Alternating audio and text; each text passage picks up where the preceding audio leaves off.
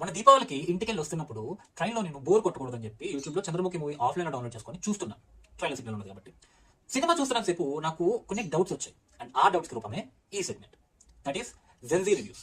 ఆ టైంలో మన క్లాసిక్స్ అని పెంచుకునే సినిమాలు ఈ టైంలో వస్తే దానికి ఎన్ని వంకలు పెడతారు అండ్ వాటి మీద ఏమేమి కామెంట్స్ పాస్ చేస్తారు అనే కాన్సెప్ట్ వస్తున్నదే ఈ వీడియో. చంద్రముఖి కన్నడ మూవీ ఆప్రమిత మూవీకి ఈ మూవీ రీమేక్. ఆ మూవీనే మలయాళం మూవీ మణిచిత్ర తాజుకి రీమేక్ అనుకోండి. సో రెండు రకాల ఆడియన్స్ ని కంప్లీట్ గా సాటిస్ఫై చేస్తుంది. నాకైతే ఫుల్ మీల్స్ అనిపించింది. నేనైతే ఖచ్చితంగా మరి అన్ని బాగున్నాయి అన్నప్పుడు పర్లేదంటావు ఏంట్రా అంటే చెప్తా. మీరు మాత్రం లైక్ షేర్ అని సబ్స్క్రైబ్ చేసుకోవాలి. ఓకేనా? చేస్తారా? పోనీ అది అయిన తర్వాత స్టోరీ చెప్తారా అంటే లేదు, ఒక పాటలు అండి. అసలు పాటలు ఎందుకు రావాలి సార్? మంచిగా వెళ్తుంది కదా స్టోరీ, వెళ్తున్నప్పుడు పాటలు ఎందుకు రావాలి?